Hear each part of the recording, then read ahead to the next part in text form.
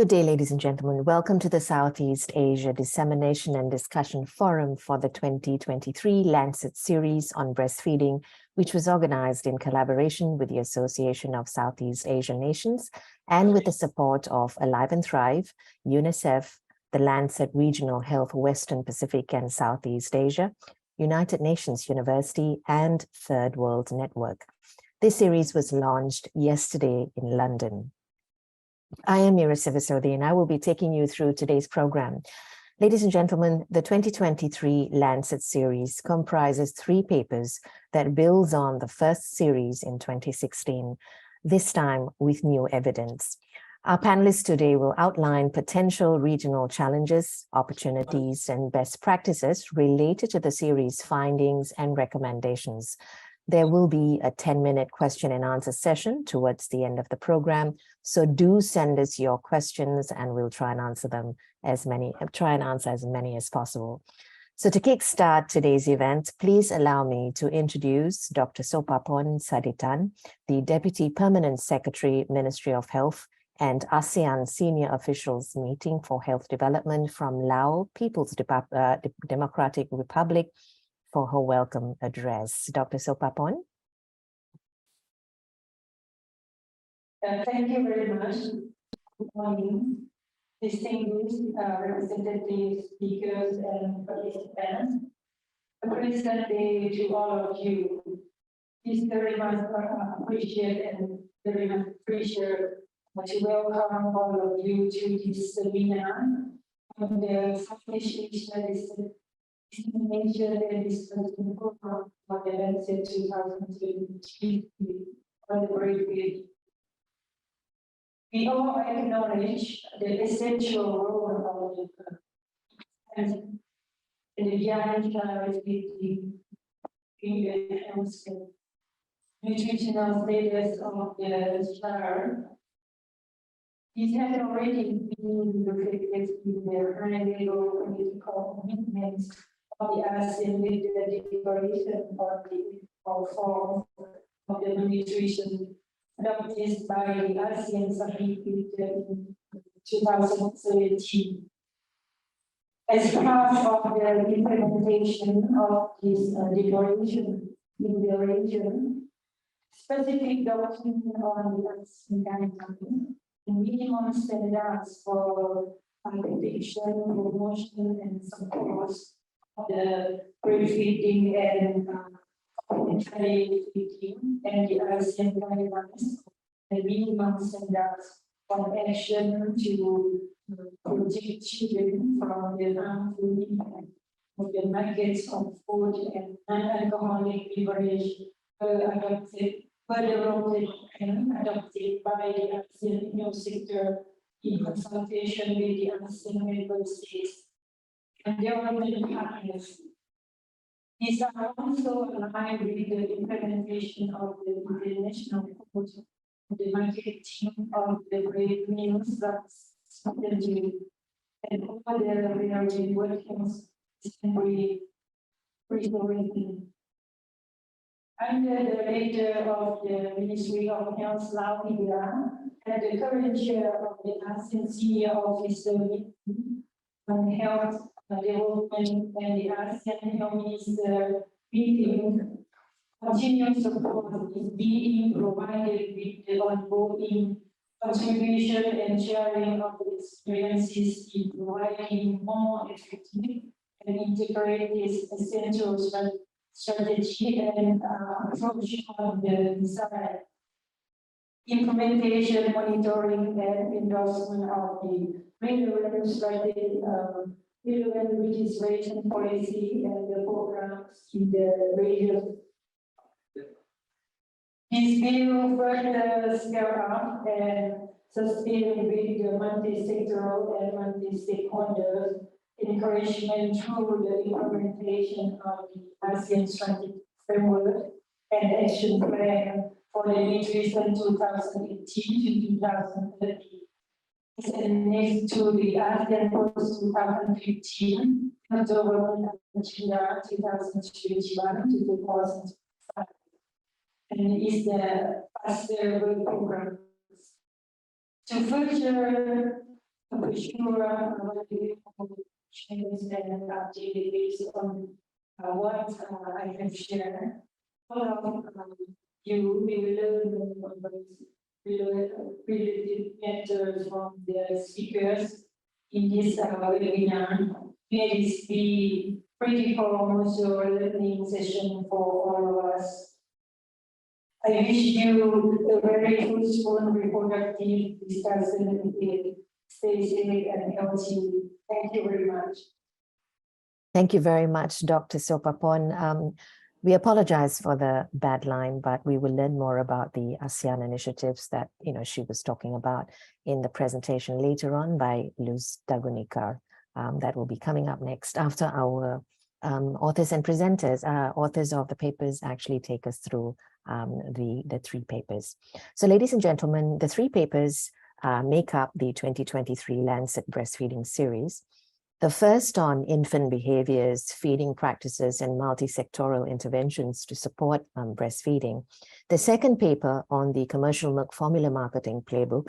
And the third paper explores the power, political, and economic structures and their impact on infant feeding, health, and women's rights. So please welcome presenters and authors of the papers, Dr. Paul Zambrano, Regional Technical Associate Director of Alive and Thrive, East Asia Pacific, together with Chi Yok Ling, Executive Director of Third World Network.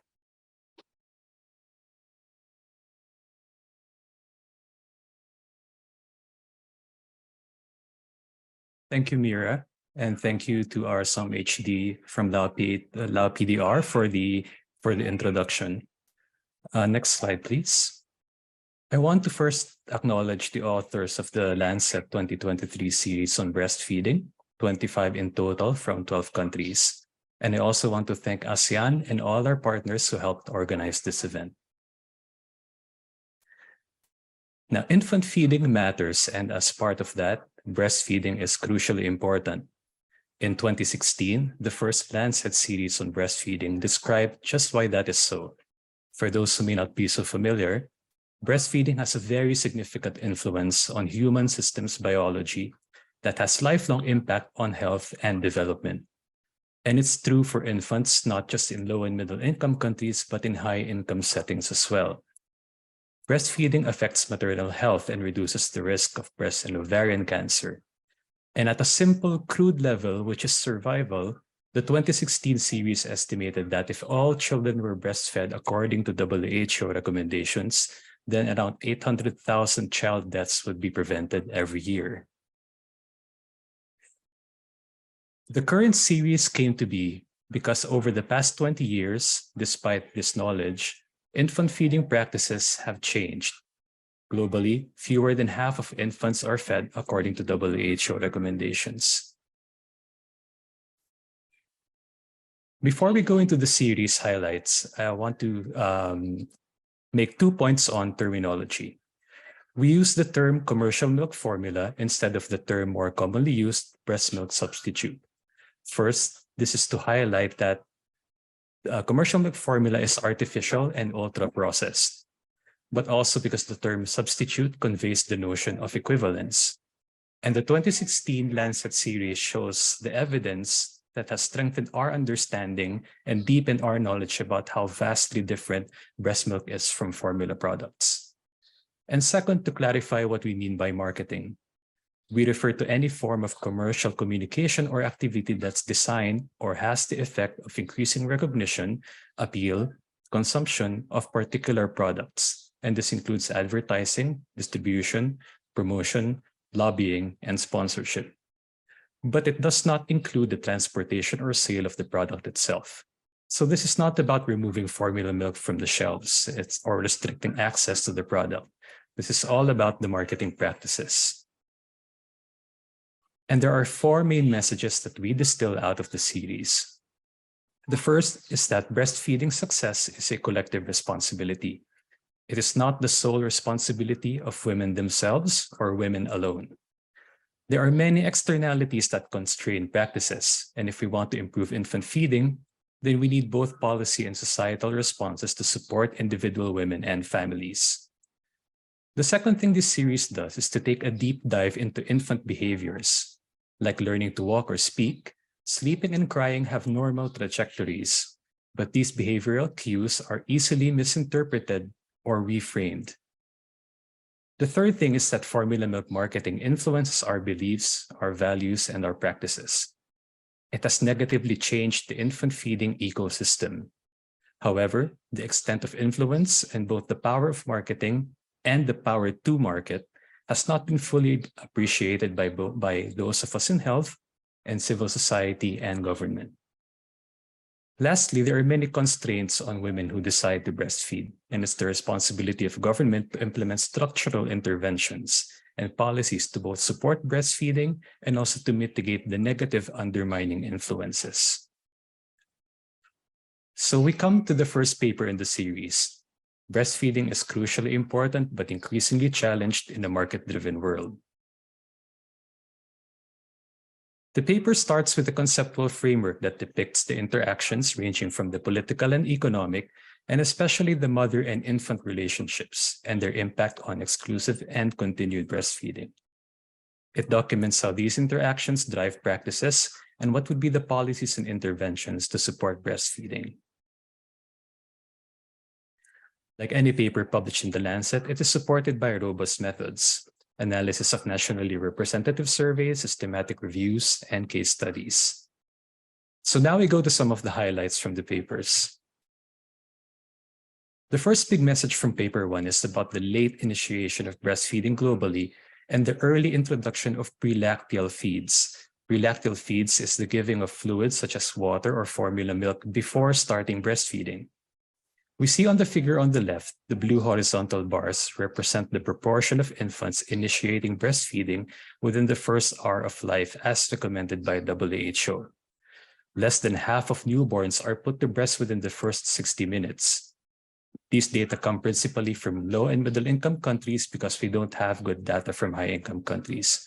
But the probability is, even with this data, that these numbers would be even worse.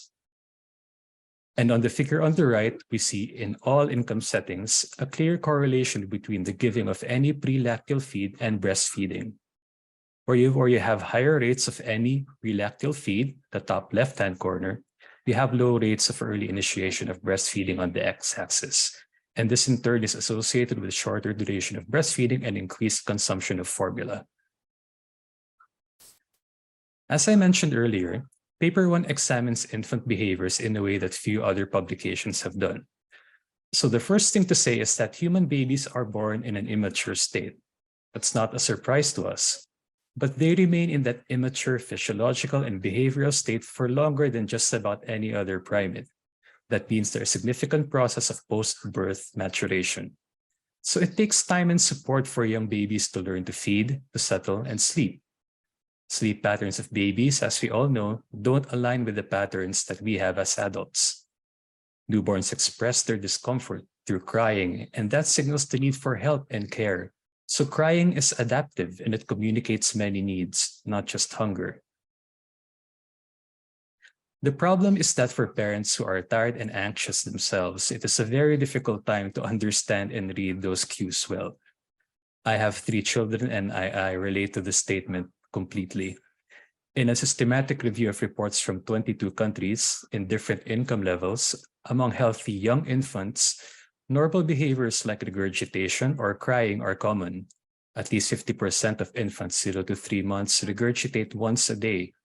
And the average time that normal babies cry or that parents label them to be fussy is about 2 hours each day. This is understandably distressing for parents, but they are not abnormal. And consistently, this undermines parental self-efficacy. And so it's no surprise that women report how their infant's behavior shapes their assessment of their own milk supply, and how patterns of crying, fussiness, poor sleep undermine confidence. But it's not the mothers only, it's also the partners, family members, and health staff who potentially misinterpret these cues. In this analysis, self-reported insufficient milk, or SRIM, is the single most common reason given by 45% of mothers globally for first introducing formula milk in the first 6 months, and by 1/3 of mothers for actually stopping breastfeeding altogether. The irony is that the same evidence shows how effective counseling and support really does help parents understand these normal behaviors and improve breastfeeding practices. The flip side now is seeing how what is considered normal is being used as a marketing opportunity. New parents are legitimately concerned about those maturing baby behaviors, but maybe they are not understanding the cues completely. And we documented how marketing reframes these behaviors. The baby is crying too much, not sleeping because they are still hungry. And it presents these abnormal, pathological, and it presents these normal behaviors as abnormal, pathological, or that mothers are somehow inadequate. Quote, if you're not sure whether you have enough milk, then maybe your baby needs formula. If your infant has a rash or cries or is unsettled, maybe they have an allergy. So these inferences and these innuendos are setting the stage for companies to then offer their products as solutions for, quote, peace of mind or certainty. And without skilled support and reassurance at these times, parents change from breastfeeding to formula milk or from one formula to another. What we see in a series of case studies, however, is that where countries make investments, they can improve exclusive breastfeeding rates. We see in these 4 countries, Burkina Faso, Mexico, the Philippines, and USA, a range of interventions that we know can influence the rates of breastfeeding. These interventions include the creation of mother support groups, landscape analysis to inform policy decisions, strong position statements from academics, extending paid maternity leave, and using data effectively to monitor and enforce the code can always result in improved rates. Now let's go to paper 2. Paper 2 is an examination of the marketing of formula products. The title is provocative, a system to capture parents, community, science, and policy, but we think it is justified. The objective of paper 2 is to describe the marketing playbook and its influence on people, families, health professionals, the scientific and policymaking world. Similar to the first paper, we employed multiple methods that we detailed more in the paper. And there are 3 major learning points from paper 2.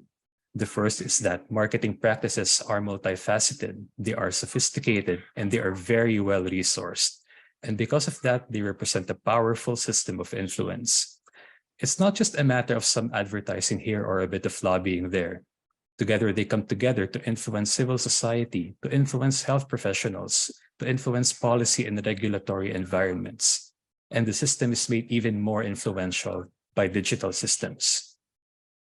The marketing playbook for formula is not actually all that different from what we see in other products, like sports, shoes, athletic wear, food, and drink.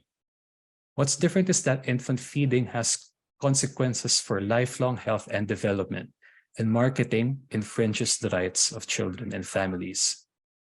They also represent a violation of the International Code of Marketing of Breast Milk Substitutes. Formula milk is the only food product for which the UN World Health Assembly, the world's member states, expressed their collective will and put down on paper recommendations to limit its marketing. And lastly, marketing has worked and has been successful over decades to reshape individual, societal, and medical norms and values. As with paper 1, we started with the conceptual framework, and there's really one point that needs to be highlighted, and it's right in the middle. And that is everyone is a target of marketing strategies. Individuals, health professionals, governments, politicians, we are all targets. And the objective is to shape our values and beliefs and to alter our decisions. On the left are 2 figures. The bottom figure shows how sales per capita of all formula products are increasing. Note that these are not just the total sales over time for the past 15 years, but it's sales per capita, the kilograms sold per infant. And across all the 4 categories of commercial milk formula, standard, follow-on, growing up formula, and specialized formulas, they are all increasing. And that's why we can say that more infants than ever are receiving these products. The top figure also shows the relationship between breastfeeding rates and formula sales per capita, and the relationship is simple. Where you have higher sales of formula on the right of the x-axis, we see lower rates of breastfeeding at 12 months. And in 2019, these data translate into an annual sales of formula products to the tune of $55 billion US. Now, there are many reasons for these changes, including preference of families, work constraints of mothers, perceived insufficient milk, as described earlier, and poor support from health systems. But there is no doubt that marketing is a major influence as well. In our analysis of industry data, between 4 and 7% of annual sales are spent on marketing, and sometimes much more. That means for 2019, around $3.5 billion was spent by the industry on marketing. And we know that this astounding figure is an underestimate because this figure does not include the money spent on lobbying in social media and sponsorship of health professionals. And as I said, the title of paper 2 is provocative, but I will show you quotes from some of the 8,500 women in 8 countries who were interviewed about their experiences of marketing. Let's listen to their words and how they reflect marketing messages or suggestions. Let's listen to a mother in Mexico who said that all those scientific acronyms like DHA, you don't know what it is, but it sounds cool. It's supposed to be a nutrient that goes directly to the baby's brain. Let's listen to the mother in Vietnam who believed that if I want to promote brain development or height, then she would purchase a specific formula. Their beliefs have been captured. Let's listen to the mother in South Africa, the mother who liked the premium brand, the gold expensive look that conveys a sense of quality, or that it was somehow unique, and for that product, she is willing to pay a premium price. Her values were captured. And a mother from London sharing how ads popped out seemingly out of nowhere. Cookies are being used by the industry to identify when women are pregnant and anchoring a strategy of targeted messages as early as this time, which highlights the process of capture. And we see the same joined-up strategy in packaging. These are just illustrative mock-ups of actual packaging. Industry invests in the science of communication and semiotics. Everything is deliberate. The colors used, the little scientific-looking emblems, the language of comfort, specially formulated for babies who are fussy, have colic, or crying, appealing to aspirations and parents' values, such as using words like great start or the gold color, using a baby with glasses who is going to be smarter. These messages and strategies are very deliberate. At a trade meeting in 2017, the CEO of one company said that infant nutrition wasn't necessarily about ingredients or innovation. What they were selling was sleep. Another panelist in the meeting said they were selling peace of mind, presumably to parents who had anxieties or specific hopes. Health workers are an important target. In marketing terms, they would be referred to as category entry points. If you're in the US or many countries and I say Serena Williams or Michael Jordan, maybe you think Nike. Or if I say the name of your football team, then you might think of the brand that sponsors that team, right? Health workers are important because in all regions, they are cited by families as being key informants about infant feeding. But sponsorship of health professionals, sponsoring their research, their guideline development are a means of influence, which most health professionals and associations believe they are somehow immune to, but constitute clear conflicts of interest. They are category entry points because, as we saw in the interviews of the 8,500 women, that if a health worker recommended a formula product, then the families are highly likely to follow that recommendation. The figure on the right of the echo chamber is part of a stakeholder mapping undertaken in South Africa by a marketing company on behalf of a major formula producer. You can see that they positioned the scientific and academic community at the center of this echo chamber.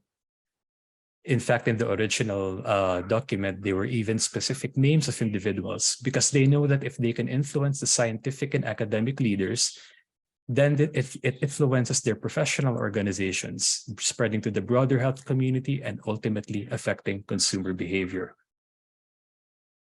Lastly, we say that marketing captures policy and international recommendations. None of this is happening in a vacuum. International policy frameworks are being manipulated to decrease their effectiveness. And we see this in systematic reviews, the case studies, and analysis of public access information. The International Code of Breast Milk Substitutes, agreed by World Health Assembly, It's in different ways blocked, reinterpreted, circumvented, or ignored, even in countries that have adopted them in a way that's substantially aligned with the original code. The Codex Alimentarius is another critical international regulatory framework that has been established to protect consumer health. But the evidence is clear how it is manipulated by industry to establish weaker standards. In its marketing, industry capitalizes on the lack of implementation of maternity leave that enables breastfeeding. And we see the effect of lobby groups as they influence policy environments and shift things in favor of shareholder interest. To be clear, marketing is not inherently bad, nor are these conclusions anti-profit. What we have pieced together is a more complete picture of marketing than just advertising or occasional sponsorship of health workers. And we see the effects on policy investment, and regulatory bodies. In particular, I want to highlight that a criticism of industry and its marketing is not a criticism of women, their decisions, or circumstance, nor is it about trying to remove formula products from the market. What we see is that industry deploys a system that is strategic, deliberate, very well resourced to turn the birth of an infant and the care of parents into a business opportunity. This undermines breastfeeding and human rights and should not be allowed to continue. I now hand over to Yokling, who will run us through paper 3 and our overall series recommendations. Thank you. Thank you very much. Thank you very much, Paul. As we can see, paper 3 actually continues from paper 2 that goes into the structural aspects, and we will be looking at the political economy analysis, and the framework we will use is in the next slide. At the top in gray, we have the tension between breastfeeding and commercial feeding and its direct impact on health on the one hand, and the indirect impact on health, which will comprise social, economic, and environmental outcomes. At the bottom in the blue box, we have the political, economic, social, and technological structures of society. And this includes its institutions, its dominant ideas and beliefs, and the distribution of power and resources across society. This determines, of course, who make decisions and who has the final call. These are upstream or basic determinants, as they are called. And they are linked to feeding practices and outcomes by looking at how they influence in 3 areas or domains: the domain of society, labeled in the yellow box. And then you have the domain, the first is commerce, where we described the power of marketing, as we heard in paper 2. And then we look at the industry's power to market in this paper 3. The second domain on care and work focuses on the gendered power systems in society and how society values or does not value breastfeeding. Finally, and crucially, we look at the agency, mandates, interests, and capabilities of different actors in both shaping and being shaped by the factors in the blue box, and the actions and policies and impacts across all the 3 domains of commerce, care and work, and health. The next slide. As with papers 1 and 2 that Paul had highlighted, this paper 3 also draws on extensive literature and on primary research that's been published elsewhere. And so let's begin with the first domain, which is on commerce. The staggering growth of formula sales was described by Paul as he spoke just now. What's also important to understand is these markets are highly concentrated. So we see, for example, 6 companies control over 60% of the global market. And we have listed them here: Abbott, Danone, Friesland Campina, Nestle, and Reckitt, which includes Mead Johnson, which are mergers. And then the research also points that they have profit margins that exceeds 20%. This is enormous. So these features of the market, concentration and high profit margins, show that they have enormous economic power, these companies, over decision-making. Indeed, collectively, the 4 biggest companies, generate revenues that are greater than the GDP of all the countries in the world, except for 61. This is really mind-boggling. So these 4 companies own assets that are more than the private wealth held in every African country, except for South Africa. And the workforce that they command actually is bigger than the combined health workforce of South Africa, Zimbabwe, and Lesotho. And here we're not even counting the employees of the advertising companies, the legal firms, and the professional lobby groups hired by these companies at the national level and also internationally. So understanding the economic power of the industry is crucial, not just because it underpins the marketing power of these companies, but because it also underpins a powerful and sophisticated political strategy. This was alluded to in paper 2. This is not something that is ad hoc or accidental. It is very deliberate and planned.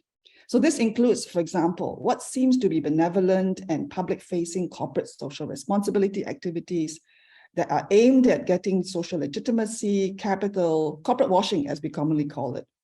And on top of all that, the more sort of public face of this kind of PR, we also have a lot of covert action that are aimed at co-opting opponents and undermining the implementation of the International Code on Marketing, which is 50 years old and yet not fully implemented because of these forces. As we see from paper 2, scientists and academics are a very, very key part of this covert action. So much of this is actually carried out by extensive international and national lobbying networks. They include a variety of industry-funded front groups, as well as food, beverage, and grocery manufacturer associations and the dairy industry. So this is really a broad network. So efforts to frustrate and curtail the regulation of marketing are also supported by industry, especially in international trade forums and at the Codex Alimentarius that Paul referred to, which is an international standard setting body, which is unduly influenced by industry representation. And these are also then influencing the formula and dairy producing states, notably the US, EU, Australia, and New Zealand. And you see these national, so-called national positions are very aligned to industry positions. We also in this paper describe the commercial milk formula industry involvement in alliances across industry and across sectors so that they can further their corporate interests in general. So there is a general corporate capture going on across all sectors. So there's a lot of cooperation and collusion across sectors of different industries. And this include, what do? They lobby the US government particularly, for example, to defund the World Health Organization, at the same time undermining the WHO's public health mandate and scientific credentials. Even in the midst of the COVID pandemic, we saw this happening. Then if the economic and political power of formula companies compared to governments, public health agencies, and mothers and children, if this is a problem, then we have to understand, why is this a problem? How did these companies become so powerful and influential? We have to understand so that we can then curtail and push back on this corporate capture. So globalization and integration of markets and supply chains is part of the story of transnational corporate growth. And this is enhanced actually by very neoliberal policy approaches. And what are these neoliberal policy approaches? They include giving deregulation, the privilege. Deregulation is seen as a positive, but deregulation at the expense of public health. And there's also commodification and marketizing more and more aspects of life, including the care of children. And then expanding the power of finance capital and the drive to extract profits in ever more aggressive ways. And so this is something that we see a lot, and the public has been made quite aware in the pharmaceutical industry, but actually it's the same pattern and forces at work in this industry. The other aspect, of course, is tax. International tax competition, tax avoidance, and abuse of tax rules, coupled with ineffective antitrust measures. These are to have competition rules in the country. So mostly ineffective in most countries, or don't exist in many developing countries. All this have shifted also power and resources away from people, away from parliaments of elected representatives, away from regulatory bodies and public services, towards transnational corporate and financial actors. Finally, formula companies are aided by the fact that the costs of not breastfeeding are externalized and paid for others. So for example, health associated costs, which we are familiar with when we do not have breastfeeding for children. Also the cost of considerable environmental damage from plastic bottles and formula packaging, and the additional greenhouse gas emissions involved in milk production of industrial scale, and the manufacture and transportation of formula across the world. So these are the costs that are not taken into account and therefore does not reflect the true cost. And we also show in the paper 3 how the increasing profits of industry, the blue line in the graph, is accompanied at the same time by a trend of declining tax rates, the red line. So you can see the margin of profit is just growing phenomenally. And what happens is that because much of these profits end up in high-income countries, while the harms are disproportionately burdening people in low and middle-income countries, the industry can also be characterized as being neo-colonial and one that undermines sustainable development and worsens inequality across the world. Let's move to the second domain, the domain of women, care, and work. Across the world, households are increasingly forced to live in systems that devalue or undervalue the time required to provide proper care to infants and young children. Care work in general is central to human survival and flourishing, mostly done by women, but is ignored by mainstream economic and accounting, despite the value of unpaid care work that has been estimated to be equivalent to 20 to 40% of GDP. This is really, really enormous. Similarly, breastfeeding is rarely included in official food production accounts, despite the monetary value of women's milk production globally that's also been estimated, and this comes to about $3.6 trillion. This treatment of breastfeeding as a free or costless activity or as a lifestyle choice, while commercial formula is counted as meaningful for production, included in GDP calculations. This is perverse and nonsensical and actually represents a structural fault line that we see very clearly in this paper series. And this undermines, what does it mean? What happens? It undermines breastfeeding and fosters a dependency on formula, and it helps to divest governments of their responsibilities for safeguarding the rights of children and women. Indeed, the coverage of maternity rights protection and the provision of breastfeeding support in the workplace remains dismal and inadequate, as we've seen from the other papers, especially paper 1. This makes it difficult or impossible for millions of women to breastfeed, a problem only made worse by the rising levels of women working in precarious and underpaid work in both the formal and the informal sectors. Finally, we come to the health domain, where we raise 3 interconnected issues.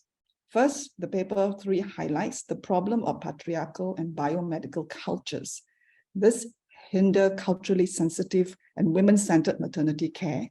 They encourage intrusive and interventionist obstetric practices that undermine breastfeeding, and they contribute to the unacceptable lack of attention to breastfeeding in the core curriculum of health professional training. Second, we note the rise and normalization of private-public partnerships and the increasing commercialization and privatization of health systems as trends that foster a more unquestioning acceptance of industry influence over health education, health research, and clinical guidelines, despite clear conflicts of interest that was shown very clearly in paper 2. Finally, we identify inadequate public budgets that leave health systems under-resourced as a major structural barrier to breastfeeding. And we argue that greater amounts of public finance and investment can be generated responsibly without causing economic instability. And this echoes conclusions made by the WHO's Council on the Economics of Health for All. And the 4 country case studies that we see in the other paper actually reinforces the need for public investment. So this is paper 3. As we have seen, we've covered a lot in this series of 3 papers. Each paper has its own set of recommendations, but I will end by presenting 6 cross-cutting recommendations as a whole across the 3 papers. First, parents, health professionals, and society more broadly must be given correct information about infant behavior and breastfeeding and the support needed to breastfeed. Second, there must be stricter regulation of marketing. Indeed, we call for an end to the commercial marketing of all food products for children while strengthening the implementation of the WHO Code on Marketing. It's 50 years old. It's been voluntary. It's time for something stronger and necessary. Third, we think that everyone should have a more complete understanding of the industry as a whole, including about the sophistication of its political and marketing strategies and its broader social, economic, and environmental negative impacts. Fourth, we know that baby-friendly, women-centered, and culturally appropriate maternity care will improve breastfeeding rates. So proper investment in a trained and empowered workforce and stronger codes of conduct to eliminate conflicts of interest is a must. Fifth, it's unacceptable that so much of the work and responsibility for breastfeeding is left on the shoulders of mothers and women. The value of care work must be incorporated into economic accounting systems and policies. The unbalanced gender distribution of care work must be corrected, and investment in maternity protection and baby-friendly work environments must be prioritized. But finally, unless the imbalance in power between the private actors with an interest, a deep interest, profitable interest in expanding formula consumption, and those with a duty and a mandate to protect the rights of children and women, unless this imbalance of power is corrected, little will change. So shifting power to correct this imbalance, injustice, is ambitious, we know, and may be considered utopian. But by working across multiple policy areas through broader multidisciplinary coalitions, we believe it is possible that this can be a global effort from the ground to the international level. Thank you very much. Thank you very much, Paul and Yokling, for your presentation of, just a sort of a summary of the 3 papers and the recommendations. Despite the challenges outlined in this paper, in these papers, ASEAN, for an example, has been committed, and we do have a question about whether or not, how do you manage digital marketing, right? So that question, I think, will be answered during Zoom's presentation about Vietnam. Vietnam has actually successfully implemented measures to curb abuse or unethical marketing on the digital platform. So moving along, breastfeeding has had the strong support and commitment of the Association of Southeast Asian Nations, and outlining the ASEAN health sector initiatives on nutrition. One of the initiative is the development of ASEAN guidelines and minimum standards for the protection, promotion, and support of breastfeeding and complementary feeding. So please welcome Luz Tagunica. She's the Supervising Health Program Officer, Division Disease Prevention and Control Bureau from the Department of Health, Philippines. Luz, over to you. Distinguished guests and participants, good morning. Today, the ASEAN Health Sector I will present the ASEAN Health Sector initiatives on nutrition, particularly the development of guidelines and minimum standards for the protection, promotion, and support of breastfeeding and complementary feeding, including the implementation of the International Code of Marketing of Breast Milk Substitutes and relevant World Health Assembly resolutions. Next slide, please. As a background, in 2017, ASEAN leaders agree on the urgent need to accelerate evidence-based multi-sectoral actions and scale up interventions to reduce and ultimately end all forms of malnutrition, particularly among the most vulnerable, which are the poor and disadvantaged groups of ASEAN. This led to the ASEAN Leaders' Declaration in Ending All Forms of Malnutrition, which was adopted during the 31st ASEAN Summit as their high-level political commitment. The declaration was the region's response to the findings contained in the ASEAN Regional Report on Nutrition Security 2016 and to the recommendations of the ASEAN Multi-Sectoral Collaborative Workshop on Nutrition Security involving health, nutrition, food and agriculture, and social welfare sectors in 2017. Next slide, please. To operationalize the declaration, the ASEAN Strategic Framework and Action Plan for Nutrition 2018 to 2030 was formulated and adopted by the ASEAN Health Ministers in 2019. This framework and action plan has 5 strategic thrusts, which includes regional project activities, which was developed through a multi-sectoral consultation involving the sectors of health, food and agriculture, education, and social welfare and development. These sectors have also endorsed nutrition-specific and nutrition-sensitive regional activities in this framework and action plan. Next slide, please. Relevant to this webinar, one of the guidelines and minimum standards that was developed under the implementation of ASEAN Strategic Framework and Action Plan for Nutrition is the ASEAN Guidelines and Minimum Standards for the Protection, Promotion, and Support of Breastfeeding and Complementary Feeding, including the implementation of the International Code of Marketing of Breast Milk Substitutes and relevant World Health Assembly resolutions, led by the Philippines and co-led by Malaysia, with support from UNICEF and the Alive and Thrive. These ASEAN minimum standards was developed because the infant and young child feeding practices and nutritional status of children under 5 years varies across ASEAN countries. Overall, the data show that the child malnutrition is a serious concern for all ASEAN member states and that very few children in the ASEAN region are receiving optimal diets and breast milk during the first 2 years of life.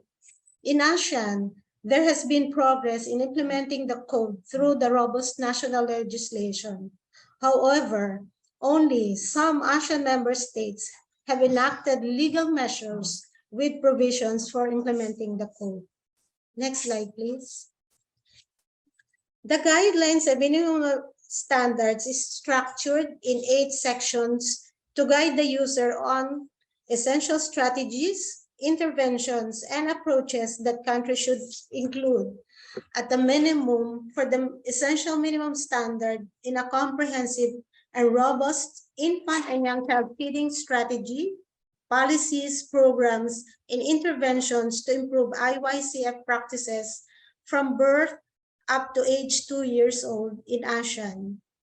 Policy support entails political or strategic support for appropriate IYCF practices, as well as specific support at the sectoral and implementation levels.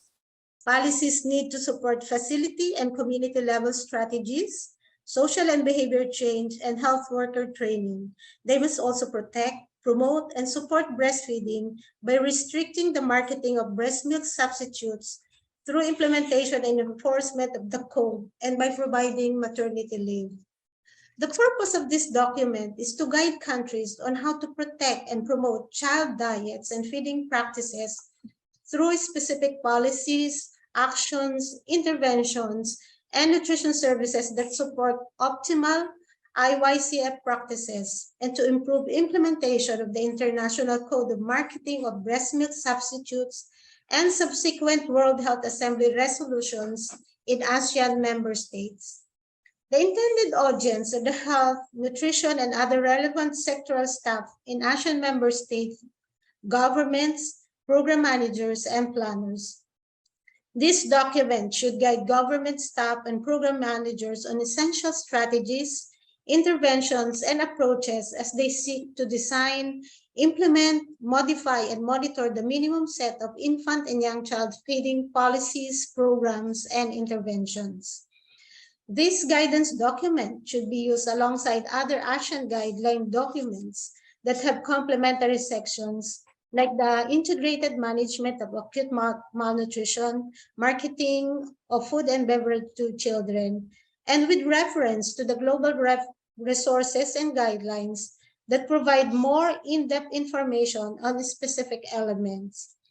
The guidance is applicable at national and subnational levels, but has been written with a national focus. For countries with decentralized health systems like the Philippines, the guidance and minimum standards can be equally applied to more local level planning. Next slide, please. The draft ASEAN guidelines and minimum standards was developed through consultation with all ASEAN member states. The guidelines has been adopted by the ASEAN health ministers in December 2021 and launched at the side event of the 15th ASEAN Health Ministers meeting in May 2022. There was also a panel discussion conducted in April 22, participated by ASEAN member states, UNICEF, Alive and Thrive, to discuss the utilization of these guidelines in the future, including use at the national level, its complementarity with other nutrition-related guidelines, as well as strategies to address challenges in the implementation. Next slide, please. The International Code Document Center, in consultation with international legal experts, has promoted the use of a model law to give effect to the code and subsequent World Health Assembly resolutions. Recognizing that the code and the World Health Assembly resolutions form a minimum standard, the model law is intended to serve as a comprehensive legal resource and template that can be adapted to the needs of a country's legislative system. Its overarching goal is to ensure safe and adequate nutrition for infants and young children by protecting breastfeeding and by regulating the marketing of breast milk substitutes, feeding bottles, teats, pacifiers, and foods for infants and young children. The model law represents a recommended standard and is a useful tool for lawmakers. It contains model language that can be used to give legal effect to the provisions of the code and is included in its entirety in the appendix of the ASEAN guidelines. Implementation of the International Code of Marketing of Breast Milk Substitutes and subsequent relevant World Health Assembly resolutions through the enactment and enforcement of robust national legal measures is essential to ensuring that parents and other caregivers are protected from inappropriate and misleading information. Implementation also ensures that health workers, their professional associations, and health facilities do not promote breast milk substitute or accept support from the manufacturers or distributors of breast milk substitutes, feeding bottles, or teats. Next slide, please. Aligned with the 2016 WHO guidance on ending the inappropriate promotion of foods for infants and young children, regulating the inappropriate promotion of commercially produced foods and beverages marketed for feeding children aged 6 to 36 months is an essential action for all ASEAN member states. The 2016 WHO guidance defines promotion as the communication of messages that are designed to persuade or encourage the purchase or consumption of a product or raise awareness of a brand. This includes advertising activities and materials, non-advertising promotions such as special displays, sales, discount coupons and rebates, and labeling, packaging, and claims. Next slide, please.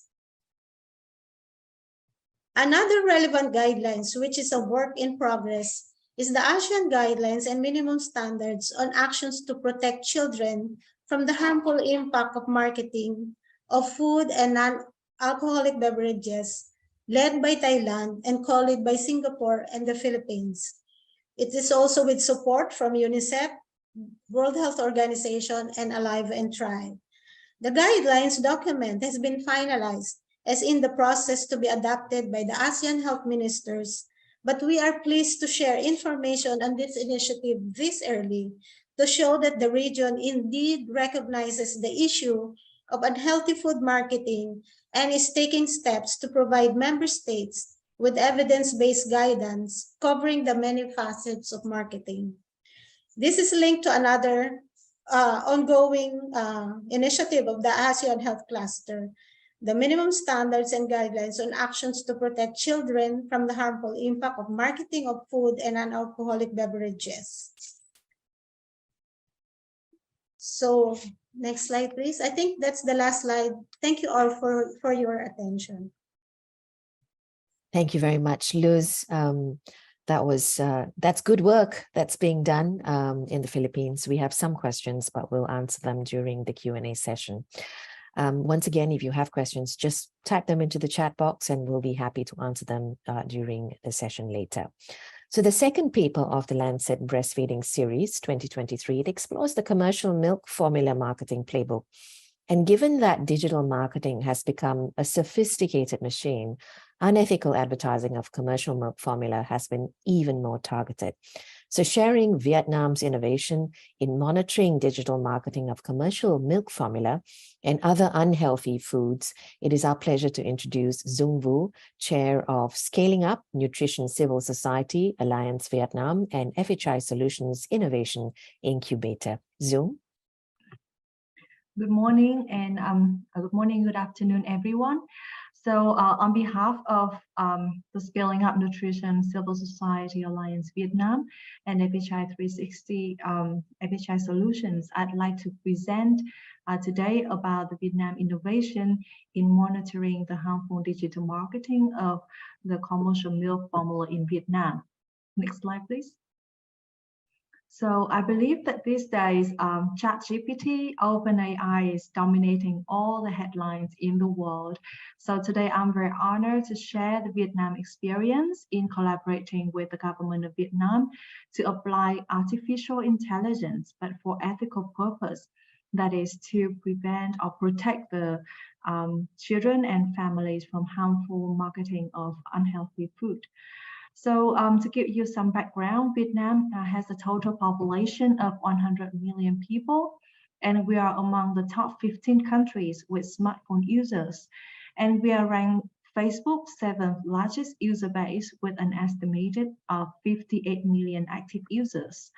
Online ads industry is also growing rapidly, reaching about 390 million US dollars, and it tripled in 4 years. So since 2014, the social networks in Vietnam actually overtook the search engines to become the most used online advertising method in Vietnam. Next slide. Therefore, although Vietnam has adopted a comprehensive legal framework to prevent aggressive marketing of unhealthy food, like the law on advertisement, law on prevention of tobacco, law on prevention of alcohol harm, and Decree 100, that is the National Code of Vietnam. However, with the growing digital economy, the online advertisement violations are still rampant. Next slide. And therefore, most recently in 2020, the government of Vietnam adopted the first ever regulations on digital marketing. That is, according to this regulation, online platforms will have to report annually on advertisement violations, and they have to remove the violations within 24 hours upon report. So the Ministry of Information and Comms disseminated this regulation to companies, and since 2022, after 1 year of implementation, the Ministry of Information and Comms have sanctioned 15 companies with a total penalty of $10,000. And one company also applied voluntary filter to block online ads violations upon the government request. And so far, 2,000 online ads related to drugs, functional food, and gambling have been removed. Next slide. So here are some of the pictures of the online ads that have been removed upon the report to the government of Vietnam. And now I'd like to introduce you to the Vivid. Next slide. It is a virtual violations detector that is an application using the supervised machine learning to automatically detect the online ads violations. This is to explain how Vivid works. You know that as the government of Vietnam is moving towards the e-government, they would like to make sure that every government officers will have a virtual assistant that can help them with the administration work and also with the monitoring the digital advertisements. With only 2 health inspectors in charge of the tobacco, alcoholic beverages, and commercial milk formula advertisements, I believe that they cannot screen thousands of online advertisements every day, and therefore the support of Vivid or the virtual assistant to detect or to automatically scan the online advertisement and detect the violations is very important. The algorithm behind it is that would teach the Vivid with samples of pictures, about 10,000 pictures of violations, and classify them into different types of violations. And then Vivid will learn from image detection and text recognition, and then it will automatically crawl the data from the fan page websites, and then identify whether they violate or not the code. Then we use supervised machine learning, meaning that there will be a supervisors who are from the NGOs and also the government to confirm vivid detection, whether it is correct or not. And based on this correction, vivid will also, it will create a learning loop for vivid and improve its accuracy over time. Next slide. So since 2021, the vivid has started detecting the violations of advertisement related to commercial milk formula. And since last year, 2022, vivid expanded to detect violations related to alcoholic beverages and tobacco. And in last year only, about 4,000 commercial milk formula acts violations were detected, 500 tobacco acts, and 300 alcoholic beverages acts were detected. And as you can see on the screen, that is the graph of all the breast milks of the commercial milk formula companies and and the number of violations that detected by vivid over the last year. So key recommendation and takes away, and that is the important role of the civil society together with the government to apply the technology and artificial intelligence to detect the violations on the digital platform. But we also look forward to the ASEAN code monitoring framework and also legal framework that can legalize such tools so that it will become applicable to all the routine work of the government officials, not only in Vietnam, but also other countries. And for your information, vivid is now not only limited to Vietnam, but it has also expanded to scan the violations in the English-speaking countries of Philippines, Singapore, US, UK, Australia, New Zealand. Over to you, and I look forward to the fruitful discussion. Thank you very much, Zoe. That's excellent work going on in Vietnam. Thank you. Moving on to the third part of our discussion, breastfeeding we know is not the sole responsibility of women, but it's society's collective responsibility. I think we need to shift that narrative a little. It should be protected, it should be promoted, and it must be supported. There are questions already on how to empower breastfeeding support groups, who are predominantly made up of mothers who have a million other things to do. So we'll address that question during the Q&A session. But do welcome Dr. Julie Smith, Honorary Associate Professor at the Australian National University. She's going to be speaking about the care economy, its relevance to breastfeeding, infant and young child nutrition, as well as women's nutrition. Julie, over to you. Thank you, Mira. Gendered power systems shape breastfeeding patterns by influencing the visibility of women's productivity and their access to economic resources of time and money, while fostering dependence on commercial milk formula. So I have been delighted that I've been asked today to elaborate today on the topic, the care economy and its relevance to breastfeeding, infant and young child nutrition, and women's nutrition. So what is the care economy? And why is unpaid care work undervalued? What is the impact on women? And how does it relate to marketing? I will also share with you some resources that can support advocacy efforts and some actionable recommendations. The definition of care work comes from the International Labour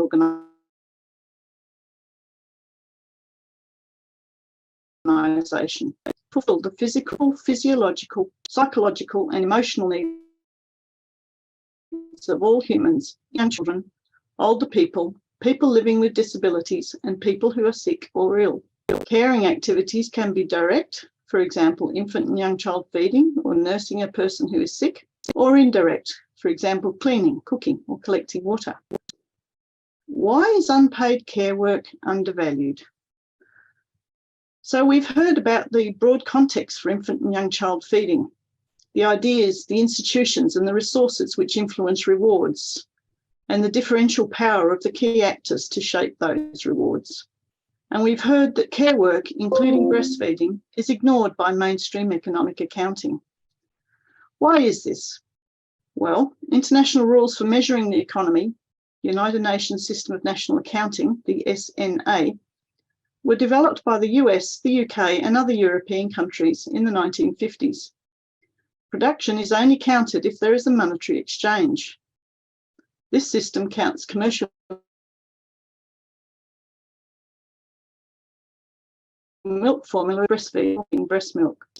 The SNA and its core component, GDP, gross, has become the way economic performance and progress is measured.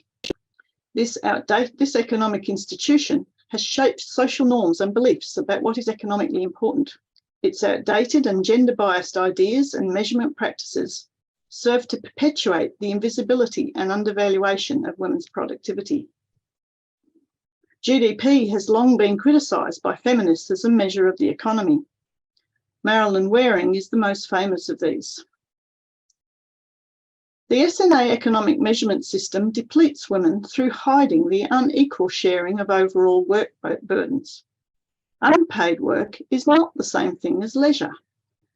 In China, for example, women's total work time averages 7 to 11 hours more per week than men. Time use survey data from 64 countries show that women perform 3/4 of all unpaid care work. This adds to their work burdens, time poverty, stress levels, and opportunities for health. We can measure and value this non-market activity with time use data. Time can be equated to money. Time use data for OECD countries shows that unpaid work has a monetary value that is at least 40 to 50% the size of GDP in those countries. As we explain in the Lancet paper, failure to recognise care work in economic statistics generates gender inequality and misleads policymakers and distorts fiscal priorities. Economic statistics which exclude human milk wrongly imply that producing it is unimportant for the economy. When breastfeeding declines and formula sales rise, this is measured as GDP going up. Statistics matter because they are the evidence on which policy is built and budgets are allocated. The OECD has found that GDP growth significantly overstates economic performance because marketisation of economic activity during economic development is often just replacing what was previously done by women with payment and measuring that work. Reform to the system is long overdue. The influential Stiglitz-Sen Commission has been reviewing how economic progress should be measured and has concluded that there is a serious omission in the valuation of home-produced goods, the value of breast milk. They say this is clearly within the system of national accounts production boundary, is quantitatively non-trivial, and also has important implications for public policy and child and maternal health. It is clear that even under the existing rules, then, all breast milk production should be counted in GDP. Breast milk production isn't counted in international and national food monitoring systems either, except in Norway. Using the same methods as in Norway, I estimated that the annual volume of milk produced by women for infants and young children of 0 to 24 months in low and middle income countries was around 23 billion litres in 2010. The omission of this food production means that women's economic contributions go unnoticed. This problem also leads to further problems in action. Money is the language of policy makers. The protection, promotion and support for other producers, commercial producers of foods and feeding practices, including cow's milk products and commercial milk formulas for infants and toddlers. Investing in these is likely to have a lower rate of return to society than investing in breastfeeding. If the monetary value of breast milk was more visible, greater funding priority might be given to programs which expand human milk production by increasing breastfeeding, such as implementing the Baby Friendly Hospital Initiative and the International Code, financing access to peer counsellors or health professional lactation support, or to introducing better paid maternity leave and requiring breastfeeding accommodations in workplaces. So the Mother's Milk Tool. The value of breastfeeding is far beyond its monetary aspects, but data, knowledge, and visibility of its economic value can better acknowledge women's unique contribution and can inform public policy and emphasise the importance of listening. We developed a tool. The Mother's Milk Tool advances methodologies, generates evidence, and supports strategic communication for policy advocacy. It's user-friendly and downloadable. The Mother's Milk Tool calculates that 36 billion litres a year, approximately, is produced by the world's mothers, packaged sustainably and packaged along with nurturing care. The tool estimates that the global monetary value of women's milk production for infants and young children 0 to 36 months was around $3.6 trillion US, as mentioned previously. So what happens if this invisible production is lost because of overriding profit incentives in the marketised, globalised food system? Current production of human milk is only around 38% of its potential levels if all women were supported to breastfeed, and that lost milk is around 22 billion litres a year. At a monetary value of around $100 a litre, we're losing over $2.2 trillion a year worth of this uniquely valuable food. So the tool is useful for many purposes,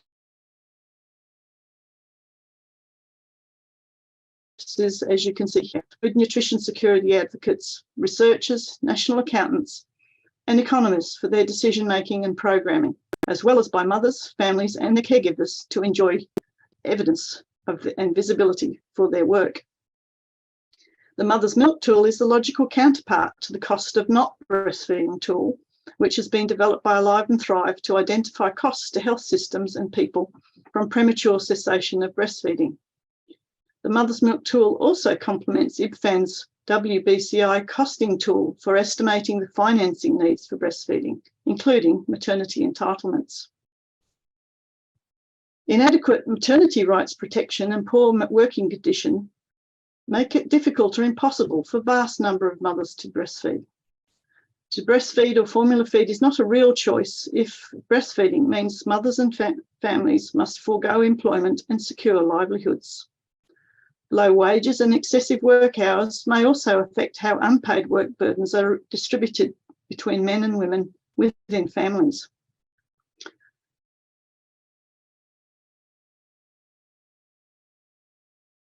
Time pressure of infant care is time consuming. In my Australian time use study of 156 new mothers, having a baby added 40 to 48 hours of extra unpaid work hours a week, including nighttime parenting. The lactating mothers interacted more with the infant, responding to baby's cues. This responsive feeding and nurturing care is important for children to thrive. You can learn more about this study in published papers. Regardless of how the baby was fed, the mothers got only a few minutes a week help from fathers with care of the infant. Exclusive breastfeeding took around 18 hours a week, 6 hours more than if solids or formula were introduced.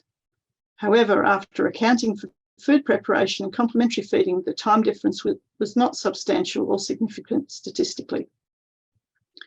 All new mothers in this study had less sleep, more interrupted sleep, and less time for necessary personal care, leisure and recreation compared to adult norms, regardless of feeding method. There were not significant differences in free or sleep time, except for exclusive breastfeeding of young babies.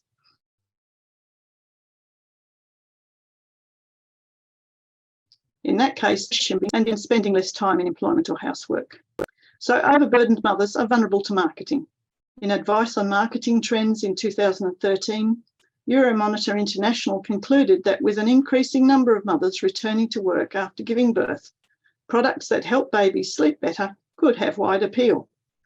This product misleadingly claims to do that.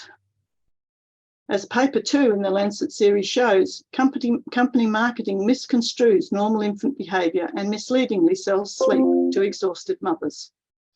This helps us understand that governments that do not provide adequate maternity entitlements are protecting milk formula sales, not protecting breastfeeding.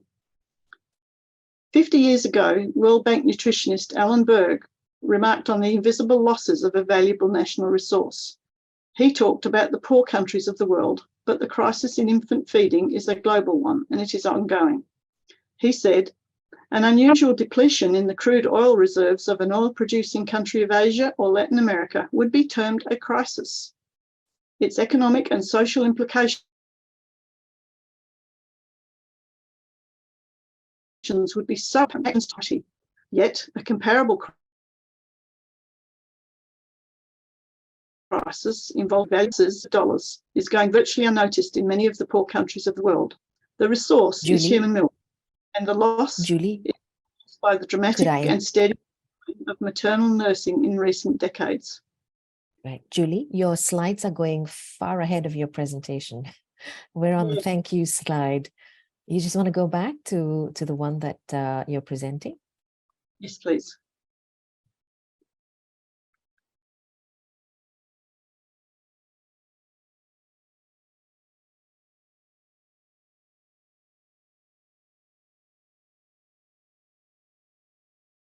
Is this the right one? Reforms to GDP and economic accounting? No, before that. Unusual depletion in the crude oil reserves? Oh, okay. Well, I've just finished that. So the next one, yes. Okay. So as we talk about in Lancet paper 3, gender responsive budgeting is a useful strategy for assessing how government's fiscal. The gender budgeting approach scrutinises the divergent effects on men and women of government budget to account for unpaid work. Despite powerful calls to invest in breastfeeding, governments rarely allocate necessary budgets. Instead, they fund superficial campaigns to promote breast is best. These substitute for the more difficult and costly measures addressing the broader sociocultural, economic and commercial determinants of breastfeeding that we've talked about. A major ILO study found that addressing these care policy gaps, such as maternity leave and breastfeeding breaks, would have a global cost in 2030 of US $269 billion, which is just 1/4 of 1% of GDP. This is feasible and affordable in all country settings. So there are widening calls for transformative investments in the care economy in response to an escalating global crisis of care. As well as gender responsive budgeting, the key areas for action in relation to care and work are in relation to GDP and economic accounting, maternity protections, and ending exploitative marketing and paid workforce participation to increase GDP growth without accounting for these invisible unpaid work burdens risks exacerbating gender inequity while undermining breastfeeding. The huge expansion of global formula sales demonstrated in the Lancet series does not indicate economic progress. Instead, it measures our society's failure to provide fair and equal resources for women and children, and to measure the large public health and other costs of not breastfeeding. Making care work and mother's milk visible in economic statistics and food balance sheets would help raise the policy priority for investing in breastfeeding and redistributing the burdens of this crucial care work. Thank you. Thank you very much, Julie. That's really good work. I think there have been requests for the mother's milk too, because everybody wants to find out a little bit more about it. But thank you very much. Ladies and gentlemen, instrumental to the breastfeeding series and the papers was UNICEF. UNICEF has been a staunch supporter of the code since its adoption more than 40 years ago, and has supported countless countries with its implementation. So Dr. Roland Kupka, UNICEF Regional Nutrition Advisor for East Asia and Pacific, reflects on the relevance of the findings of the series for Southeast Asia. Roland? Hello, colleagues, distinguished participants. It's a real pleasure to be with you today during this dissemination and discussion forum for the Lancet 2023 series on breastfeeding. As we've heard, the series puts a spotlight on the most egregious form of unethical marketing in the form of the aggressive promotion of commercial milk formula for babies and young children. This type of marketing is even more egregious because it further exploits the challenges of our times, in that it capitalizes on fears created during the COVID pandemic and further entrenches economic hardship by promoting the purchase of expensive and unnecessary commercial milk formulas among vulnerable households who are grappling with rising food and fuel costs. Thanks to the work performed as part of the series and coupled with last year's report on how the marketing of formula milk influences our decisions on infant feeding, we now have up-to-date and comprehensive documentation on how formula milk marketing disrupts informed decision-making and undermines breastfeeding and child health. Without a doubt, this evidence is particularly relevant for us here in the Southeast Asia region, where far too few children benefit from the full benefits of breastfeeding. Indeed, our data shows that only 4 out of 10 infants from this region start breastfeeding within the first hour of life and are exclusively breastfed for the recommended first 6 months. It is also well known that while most countries have enacted at least some provisions of the code in national laws and regulations in this region, gaps and loopholes often remain in the legislation, allowing violations of the code to persist. In addition, and as we've heard, most countries in the region do not have active systems to monitor marketing practices of commercial milk formula, identify violations, and enforce meaningful sanctions. As a result, it is really disheartening when walking through the cities of Southeast Asia and at times even rural parts to see how commercial milk formulas on sale far too often and often blatantly violate the code. It is also disheartening to browse through popular internet platforms in the region, as it is so clear that the digital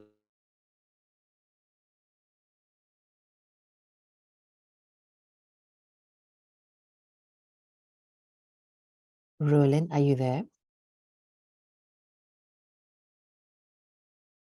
Roland? loopholes in legislation, innovations in our monitoring, and commitment to enforcement.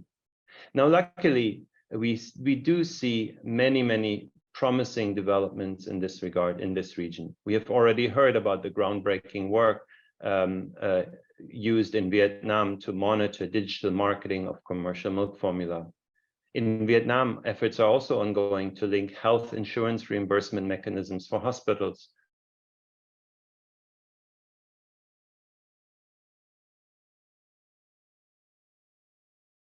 I think we've lost Roland. We'll try and get Roland back after this. Am I correct? Okay, we'll move on. Just building on the care economy as well. Brunei Darussalam has actively taken steps to support breastfeeding mothers in the workplace and in the provision of childcare. So let me invite Dr. Rafida Garif, Director of Health Services and Head of Primary Care Services, Ministry of Health, Brunei Darussalam, where she will share the Brunei experience for the possible consideration in other ASEAN member states. Dr. Rafida? Thank you very much, Madam Chairman. I would like to, on behalf of Brunei Darussalam, we would like to thank the invitations to join to be discussed in this forum. We at Brunei Darussalam, actually, as a government, is very serious in taking the breastfeeding initiatives as a nation. And in 2001, in line with the WHO UNICEF recommendation, we have introduced our national breastfeeding policy as part of our endeavor to protect, support, and promote the practice of exclusive breastfeeding amongst women. Hence, a MySIN task force was formally established.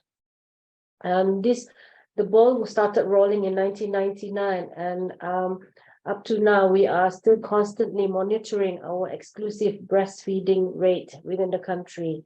And as part of the commitment as well, the Ministry of Health has used the KPI for exclusive breastfeeding as our annual KPI for one of the annual KPI for the Ministry of Health to be submitted to our Ministry of finance and economy for our annual budgeting.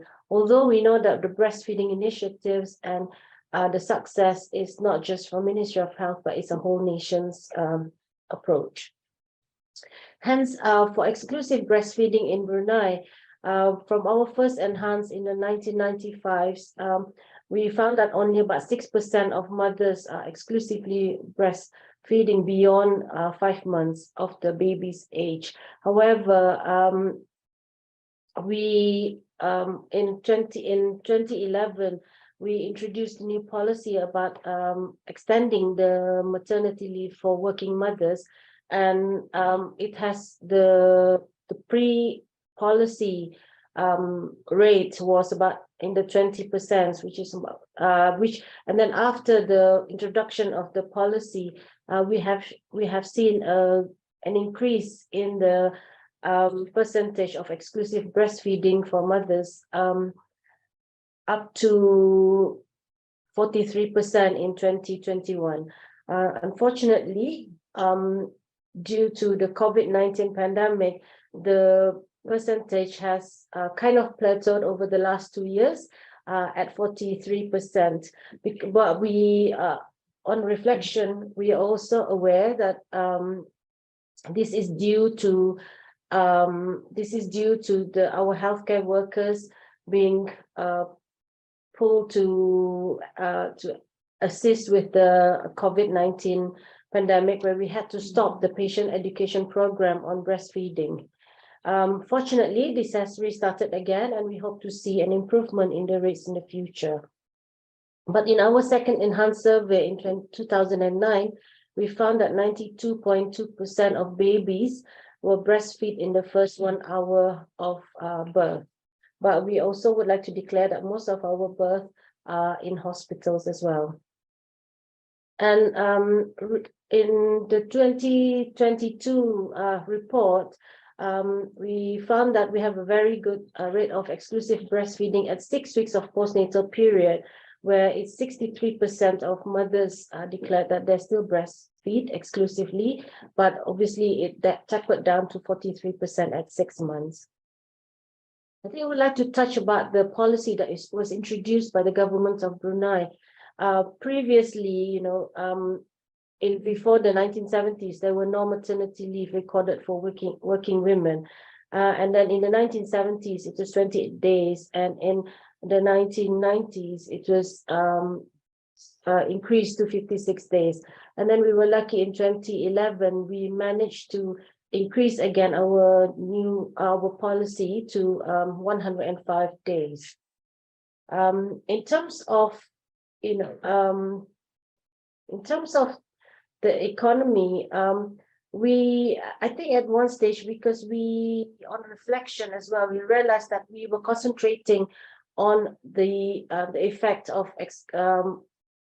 lengthening the maternity leave and the effect for the exclusive breastfeeding rates.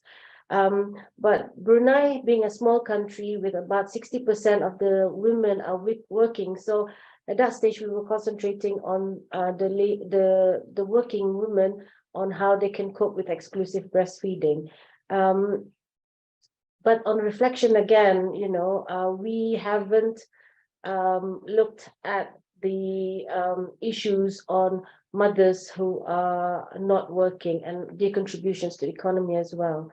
But we have also noticed an increase in the price of formula milk in the market, which may have contributed to the number of women who prefer to continue with breastfeeding up to 6 months.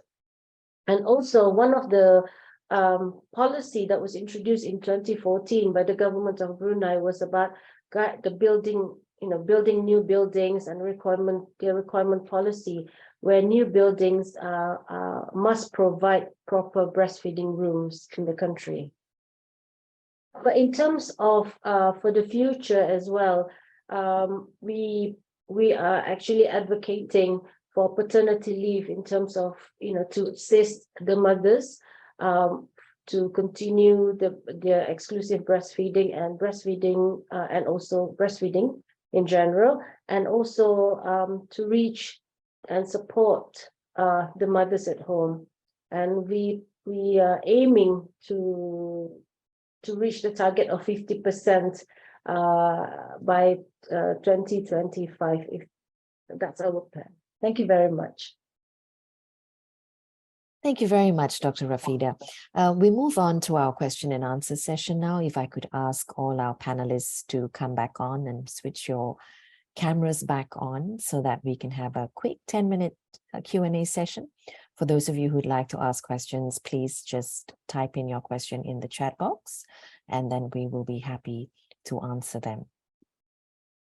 Are all our panelists back on?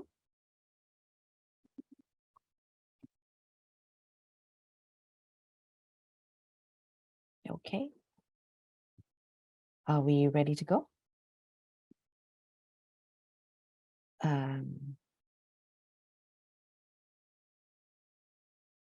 Okay, Julie, this one's for you, Julie. Are you there? Yes, I'm here. Okay. Julie, there is a tendency for countries to prioritize trade interest over health. And, you know, you're coming from Australia. Australia is one of the bigger exporters of commercial milk formula in the world. What has been the role of exporting countries in this system of marketing?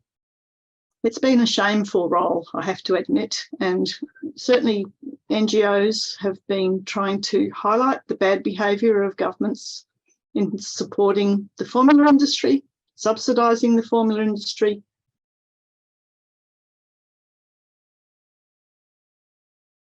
providing in countries such as Cambodia, Asia. It's promoted, but with marketing funding for the industry, it's very shameful. And I'll post in the chat something that I and others have written. I think I can put it in there. I'll post in the Q&A of what we're trying to do to expose it. But actually, if people in other countries raise that issue and bring it to the attention of our governments, that will help too. So don't be shy in telling us where we're going wrong. Thank you. Okay, thank you, Julie. We'll go on to Anthony's question in the chat box. This is the Lancet second series on breastfeeding, the first one in 2016. Was there a global assessment done by WHO or UNICEF or even Alive and Thrive as to how countries have responded to and progress in implementation of the 6 action points found in the second paper in the 2016 Lancet series?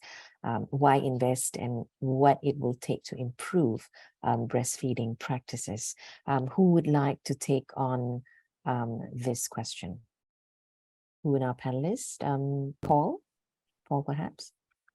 Do you want to kickstart the answer? Sure, I can start, and I will volunteer Roland also to chime in. So that we have the Global Breastfeeding Scorecard, which keeps track of key indicators for each country in terms of the overall global breastfeeding targets and specific actions that lead up to or contribute to the achievement of these targets. So I think that would be the one, the first thing that comes to me as a response to Anthony's question. As regard to like a formal research type of assessment, nothing at the top of my head right now, but let's see if I find out more information, I'll let you know, Anthony. But to me, the scorecard will be the first point of contact. Okay. Does anybody else want to chime in? No? Or maybe just a quick addition, Mira. Yeah. In Southeast, in the ASEAN region, there is the ASEAN Food and Nutrition Security Report that was recently published, was supported by UNICEF and spearheaded by ASEAN. So you can also defer to that document to check. Okay. Our next question from Joe Lamport. Are there efforts being made to integrate the value of breast milk and breastfeeding into food balance sheets?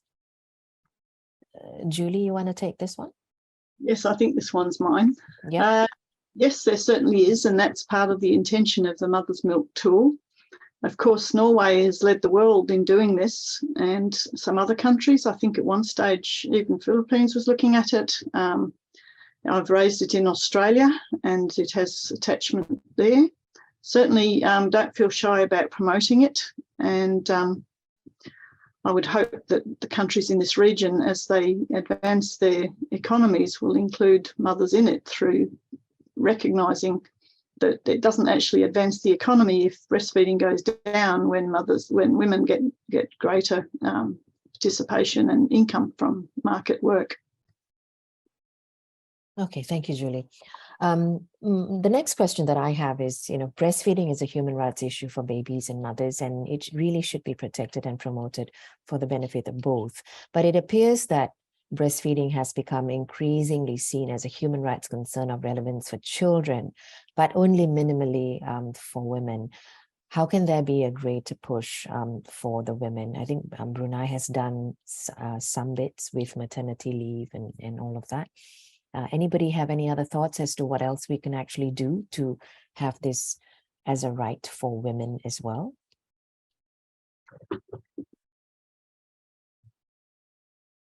Anyone?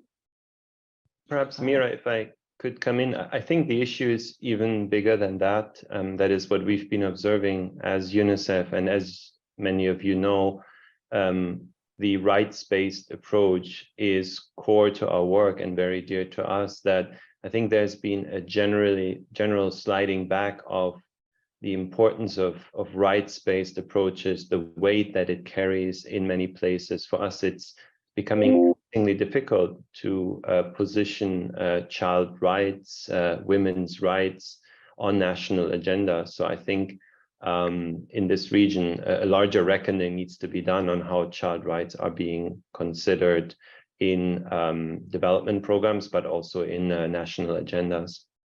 Do you think it has been successful at all, Roland?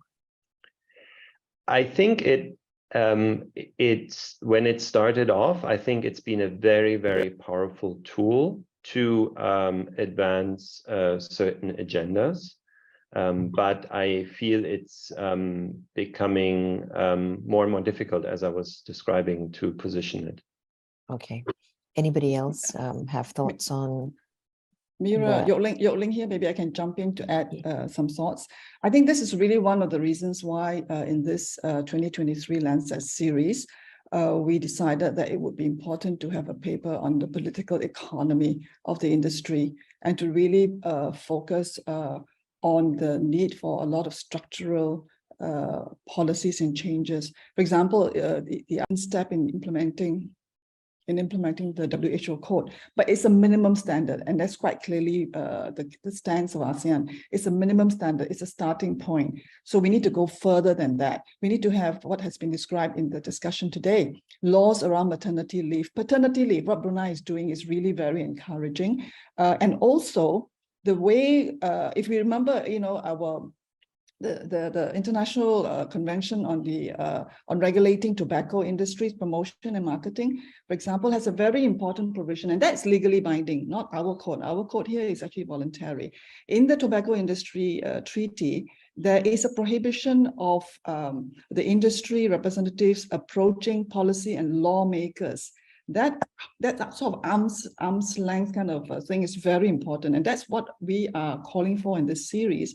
One is to really consider seriously a legally binding instrument to really deal with this industry beyond just marketing, more laws, and also to really keep them at arm's length. We have investigated especially in paper 2, the sophisticated concerted network and strategies of influencing policy making. So if the human rights approach has been sort of pushed back, we don't see as many laws as possible that should be there. And we see at the national level a lot of pressure on governments that try to implement the code.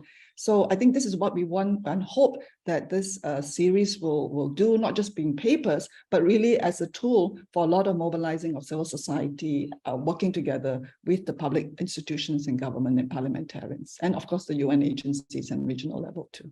Thank you. Okay, thank you, Yoke-Ling.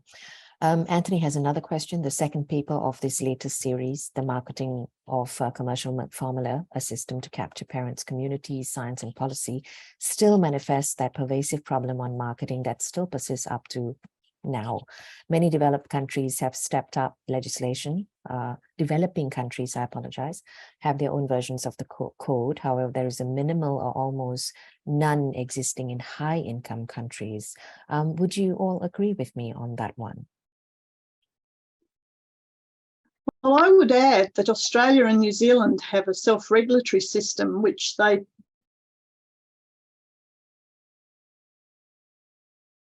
say if there are examples of bad marketing behaviour anywhere in Australia's export markets, and tell the Australian government and hold them accountable for it.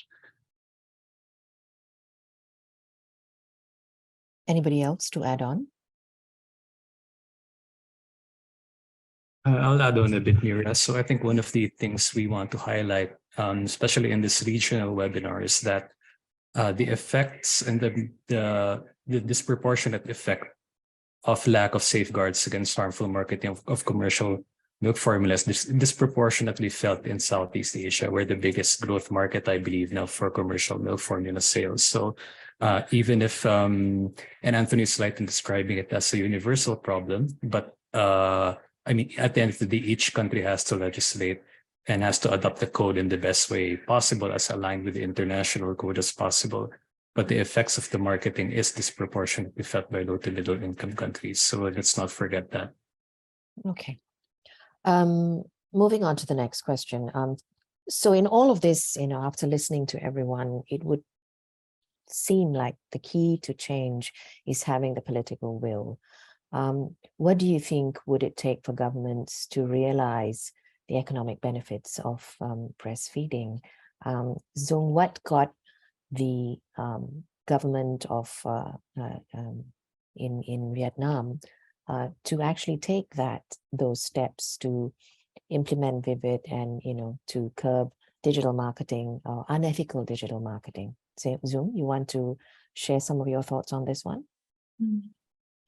Yeah, I'd like to share several things. I think that the first one is the economic benefits of breastfeeding, and also the involvement and engagement of the breastfeeding mothers community to spread their impact and also raise awareness among for the wider community and put the pressure on the government. But on the other side, I think that we can maximize other incentives of the government. For example, I believe that in Southeast Asia, not only Vietnam, but other countries are developing towards the e-government. It is inevitable given the industry technology revolution, and the government has the incentive to adopt technology application in their work. So we can offer the different technology and to support the government to enforce the code, especially on the digital marketing. And secondly, I think at the same time, we also can raise the companies' social accountable for their compliance, and that is to engage the civil society, the media, in holding the companies accountable for their violations, and based on that, we can have to enforce the legal framework that the code has already been adopted in the country level. Yeah. It's interesting how we're drawing parallels to tobacco companies, isn't it? I almost want to say we should implement a syntax for this and to make it more expensive so that there will be greater awareness for the need to breastfeed. But given the current situation in the world, and we're all talking about inflation and all of that, you are seeing some shift away from commercial milk formula, I'm assuming. Do you think we can use this opportunity to drive home key messages about breastfeeding? I mean, what are your thoughts on this? Sorry, Julie, go ahead. Go ahead, Julie. That in Australia, the industry has managed to keep the consumption tax off not only the infant formulas, but also the toddler milk formulas were not taxed. And I made a submission to the Treasury that they should remove that exemption for the toddler formulas and they should use the extra revenue to fund breastfeeding programs, and that they would generate huge economic benefits from that, not only in the increased amount of milk that mothers produce when they continue breastfeeding, but also in the health savings for the mother's health and the child's health in the longer term. Yokley, you were going to say? Yeah, I was just going to say that, you know, there is a lot of supporting environment, legal, community, cultural, to enable women to be able to breastfeed. I think the cost of living issue is a broader issue, symptom of a society gone a bit off. You know? But if I'm a working woman and I'm in a precarious job, even if I want to, you know, I can't exercise that option. And I think this is why we want to emphasize the need to very rapidly do all these supporting measures that are needed. And certainly, you know, the aggressive marketing, you know, when it's uncontrolled, it gives such counter messages, such misinformation. So now, we shouldn't stop. And I think some of the discussions today show that there are tools, there are things happening, and there is actually an increase in many countries at the ground level, you know, with supportive government measures. I think we need to, and we see this in the series, I think in paper 1. So there's more going on than we realize. So how do we actually bring those experiences together and ramp up the policy actions and interventions that we need to have, and also the social ones? So I think this really is an all society kind of mobilizing that's needed. Approach. All right, Roland, you want to add on? Yeah, I mean, what we've seen in the short term that COVID has actually led to an increase of violations, as I was describing in my comments. A lot of companies have really preyed on the fears of caretakers related to COVID and potential transmission, and also used donation programs in the context of COVID to push their brands. So I think COVID in a way has helped the promotion of commercial milk formula. Also, a lot of governments, I think, now are in a mindset of deregulation for business in order to support economic activities. And in that climate, it is difficult in many places to make the case for more stringent regulation and more stringent enforcement that will have effects on business. Paul? This is also linked to the earlier question on political will. One of the key messages in the series is that economics is the language of parliamentarians and policymakers. So if we want to advocate for policy reform that supports breastfeeding, whether it's paid maternity leave or marketing regulations, it needs to make sense for policymakers from an economic perspective. And that worked very well in Vietnam, as Zoom said. But also, let's not forget, in terms of taxation, there was a very telling slide from paper 3 in Yokling's presentation where the increasing share, the increasing profit of the industry does not translate to increased tax contributions. So what you can interpret that as the high-income dairy producing countries benefiting more, while the low-middle income countries, where the public health benefits are, or consequences rather, are being felt, do not have the benefit of that, the tax contribution. In fact, the tax contribution is going down. So I think these are the types of discussions we should be having as advocates moving forward. I think we cannot continue to argue on the same lines of just health. We need to be, I think, as well versed as possible on the health and non-health arguments for protecting, promoting, and supporting breastfeeding. Julie? Regarding the political commitment, of course, high-level commitment is crucially important, but the experience of COVID reminds us that we also need that commitment at the health system level. And in so many countries in Australia and in Asian countries, I know in Indonesia, I know in China, during COVID, the health system failed to support breastfeeding. They failed to support mothers to birth the way they wanted to. They mandated cesareans, they mandated inductions, they separated the mothers and the babies. So that political commitment also has to come from within the health system.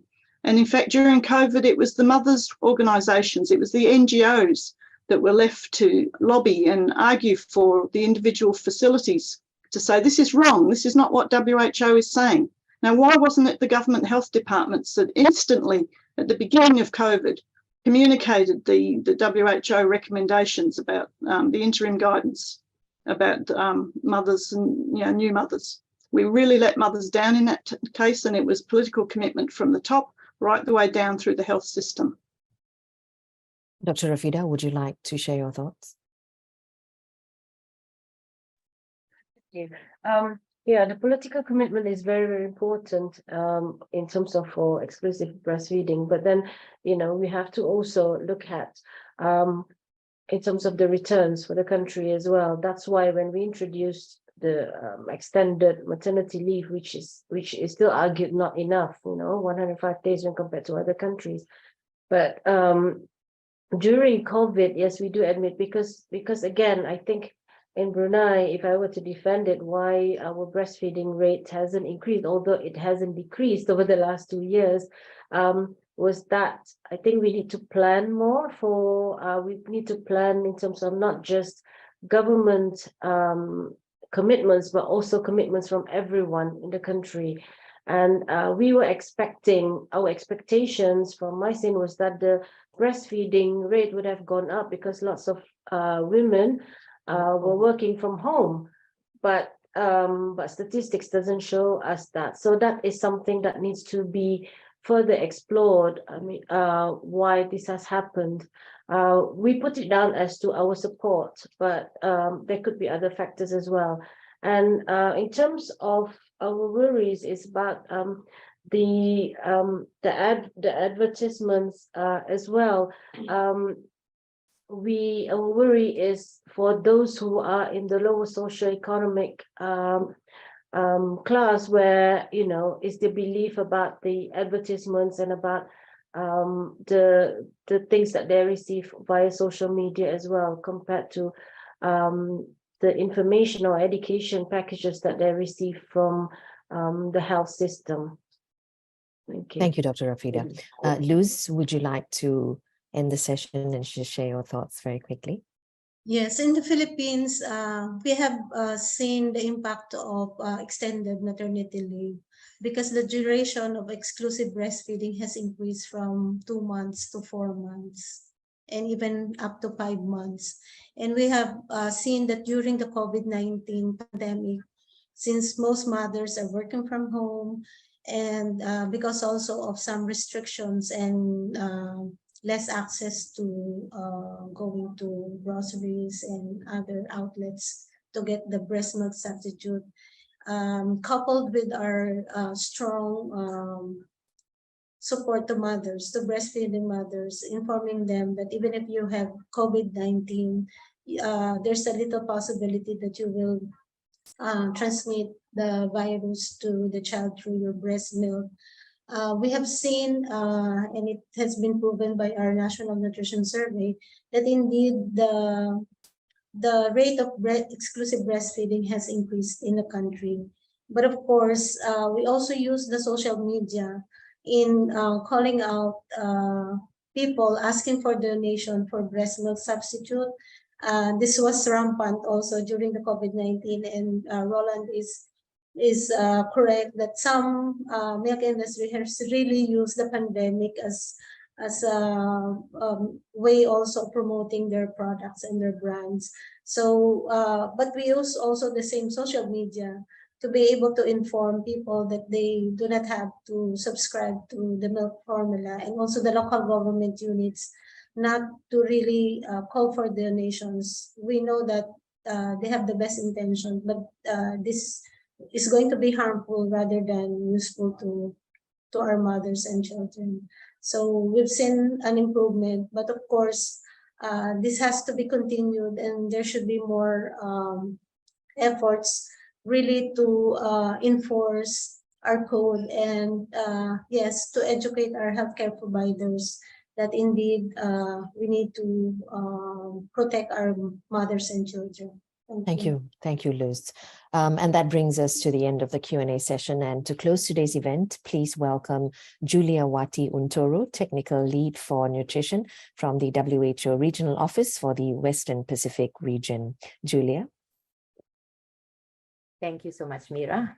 Ladies and gentlemen, we have reached the end of our webinar after a very stimulating and rich presentation and discussion, which emphasized how the value of breastfeeding has been undermined, that the commercial milk formula sales tactics violate the International Code of Marketing Breast Milk Substitute.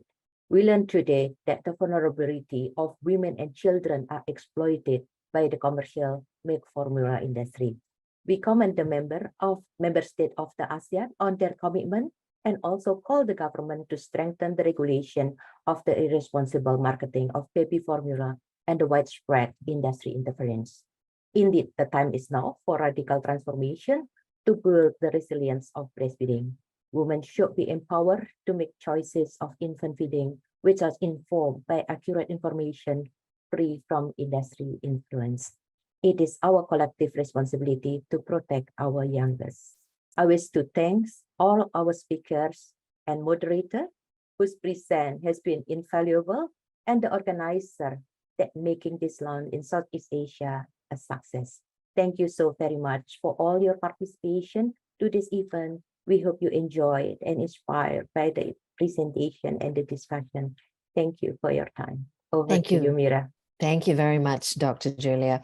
Ladies and gentlemen, we come to the end of today's forum and discussion on the 2023 Lancet Breastfeeding series.